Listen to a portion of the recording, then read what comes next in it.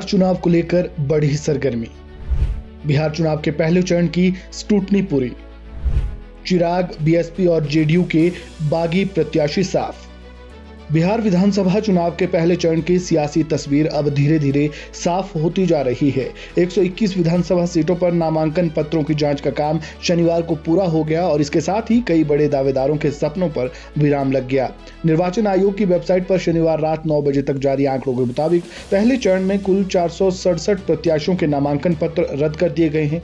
वहीं 1976 नामांकन पत्रों को वैध माना गया है। अब सोमवार 20 अक्टूबर को नाम वापस लेने की आखिरी तारीख है और सभी की निगाहें इसी पर टिकी हैं कि कौन मैदान में टिकता है और कौन आखिरी वक्त में चुनावी जंग से किनारा करता है।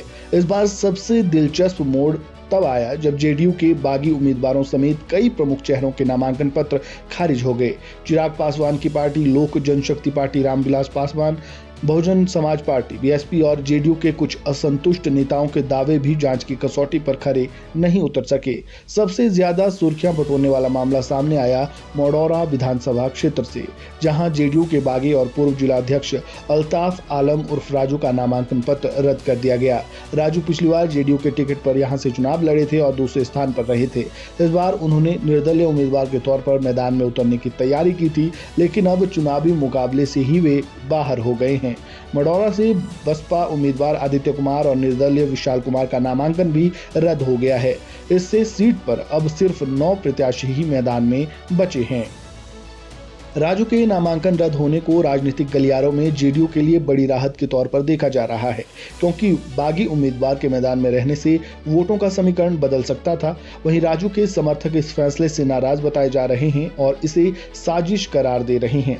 पहले चरण के इस चुनाव में अब मुकाबला और भी रोचक हो गया है। कई सीटों पर त्रिकोणीय मुकाबला देखने की संभावना है, लेकिन अब कई सीटों पर सीधी टक्कर के हालात बनते दिख रहे हैं। राजनीतिक विश्लेषकों का मानना है कि नामांकन पत्रों की जांच में बड़ी संख्या में प्रत्याशियों के बाहर हो जाने से चुनावी समीकरण पूरी तरह से बदल जाएंगे। खासकर जिन पार्टियों ने बागी उम्मीदवारों के खिलाफ कड़ा रुख अपनाया है, उनके लिए ये एक अनुशासनात्मक जीत मानी जा रही है। अब सभी की निगाहें सोमवार को होने वाले नाम वापसी के दिन पर है। उस दिन ये तय हो जाएगा कि पहले चरण में वास्तव में कितने उम्मीदवार मैदान में रहेंगे और किस पार्टी को अपनी असंतुष्टों या रद्द उम्मीदवारों की वजह से नुकसान झेलना पड़ सकता है। यानी पहले चरण की नामांकन प्रक्रिया ने बिहार की सियासत में एक नया रोमांच भर दिया है। अब देखना यह है कि 20 अक्टूबर तक कौन टिकेगा और कौन हार मानेगा, क्योंकि असली मुकाबला तो अब शुरू हुआ है। इस खबर में फिलहाल इतना ही। खबरों से जुड़े ताजा अपडेट के लिए बने रहिए वन इंडिया हिंदी के साथ। धन्यवाद। Subscribe to One India and never miss an update. Download the One India app now.